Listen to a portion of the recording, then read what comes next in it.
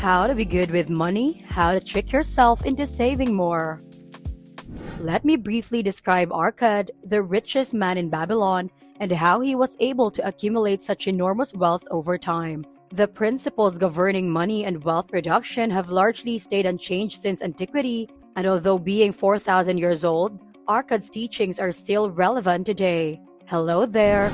This is the Financial Fortune, and in this video, we are going to tell the story of Arkad, the richest man in Babylon, and how you can use his teachings to be good with money and in tricking yourself to save more. Before we continue, don't forget to leave a like, click subscribe if you haven't already, and hit the notification bell to be notified whenever we release new videos. Now, onto the story of the richest man in Babylon. A poor man by the name of BANSIR was lounging on a low wall in front of his home some 3,000 years ago in the city of Babylon. He was meant to be building a chariot that day so that he could deliver his clients' goods more effectively and provide his family with more gold. BANSIR, however, was unable to concentrate on building the chariot since his thoughts were elsewhere. He kept thinking and thinking about something while feeling down and unhappy. A musician named Kobai, his best friend, comes by to ask him for 2 shekels. BANSIR replied sadly, "If I had 2 shekel, to no one could I lend them, not even to you, my best of friends, for they would be my fortune." He cannot lend his money, not even to his best friend. Kobai replied, "Then why don't you work on the half-built chariot today so you can earn more shekels for your family?" BANSIR informs Kobai that he dreamed last night that he was an extremely wealthy man who could buy all the fine things in life. He generously donated money to the underprivileged as well. But the dream quickly came to an end and he awoke. Since then, he has been pouting while sitting on this wall. Have you ever wondered why we have worked our entire lives and made a lot of shekels, but still, we don't have 2 shekels between us? BANSIR asked his good friend Kobai. Kobai ponders for a moment before exclaiming, "BANSIR, my friend, I have a thought. On the streets today, I saw our longtime friend Arkad. He never has an empty wallet, and some even claim he is the richest person in Babylon. Let's approach him and seek his counsel. He can show us how to gain wealth, keep our hard-earned shekels, and always have a full purse." The 2 guys visit Arkad, who welcomes them with open arms. Being a nice person, Arkad is more than willing to share his methods for gaining financial independence with his 2 friends after learning about their predicament. Start thy purse to fattening. Save at least 10% of your income is Arkad's first financial lesson. Even though it seems so simple, very few of us actually do this.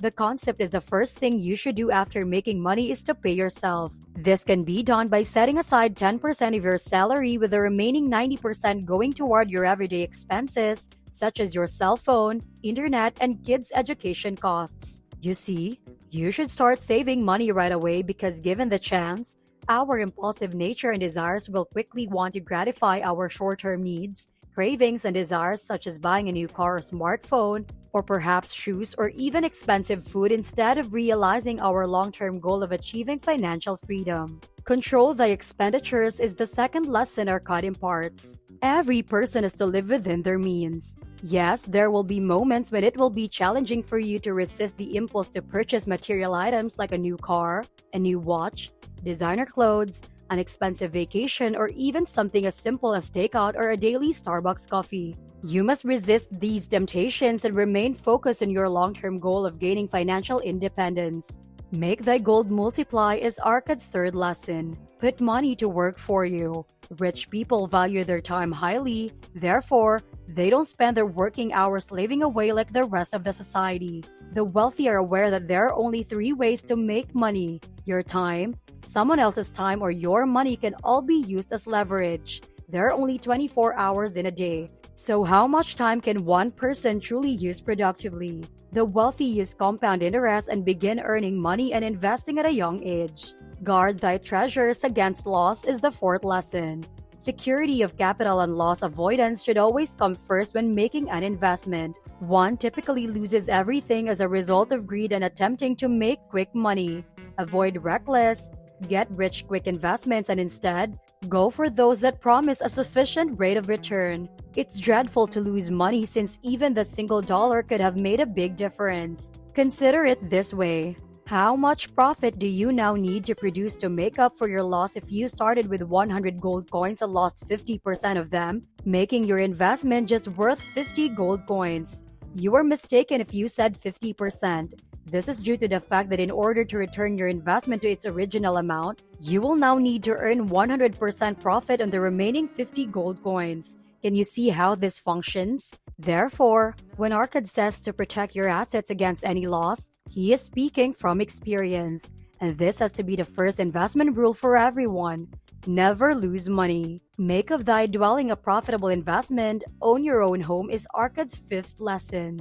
It makes more sense to make payments that will eventually turn into equity as opposed to paying your landlord rent every month. You and your children will feel secure knowing that no matter how difficult life gets, you and your family will always have a roof over your heads that you own once the payments for your property are fulfilled and you eventually receive full title and ownership of your home. Ensure a future income. Provide an advance for your lean years and your family is Arcad's sixth lesson. It all comes down to insurance and retirement planning. It's comforting to know that whenever you retire, you will always have a reliable source of income. So, begin making plans for that revenue right away. Increase thy ability to earn. Always seek to learn more and become wiser, which will help you financially is the seventh lesson from Arcad's lecture. By honing your skills and increasing your employability, you can put yourself in a position to earn more money. Whatever you decide, start working to increase your income by training yourself, attending classes, or taking on the side jobs. So perhaps by this point, Arcad's lessons have helped you understand the value of saving money and the do's and don'ts that go along with it. If you do, give this video a like and share this video with your family and friends.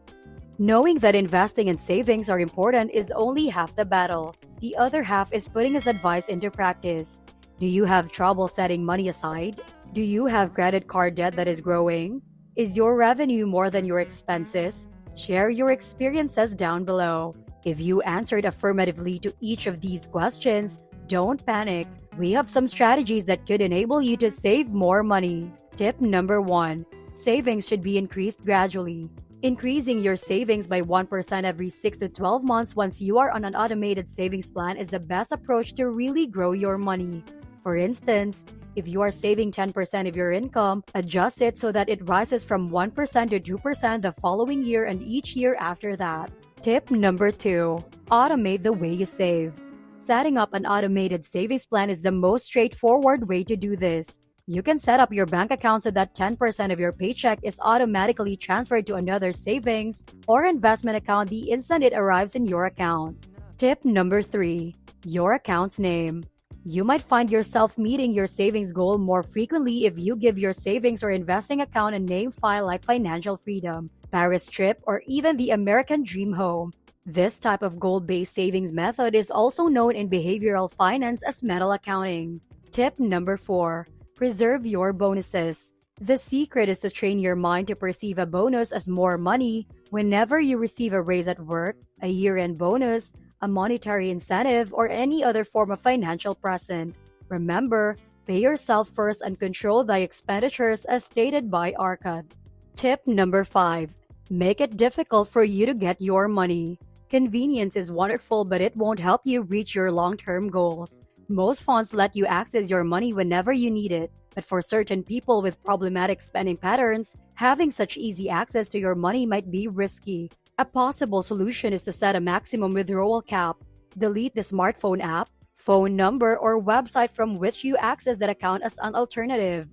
Tip number 6. Envision your future self. Studies have shown that imagining yourself doing something has a similar effect on your brain's functioning as actually doing it. Envisioning yourself as a wise saver who reaches your financial objectives can motivate you to take the necessary steps. Try these suggestions and techniques. Try something else if it works better for you. Since everyone's psychology is unique, you will need to find a strategy that works for you. Tip number 7. Start a savings contest. Find a friend who shares your desire to save money. Together, set expectations and objectives for each person. Every week, compare your performance to that of your friend. The more you often compare your savings, the more driven you are to outperform them. The best kind of motivation could be competition. The ultimate objective is to save more money no matter what method you choose. Wishing you luck and good savings as you work toward your financial freedom. This is Financial Fortune, and thank you for watching.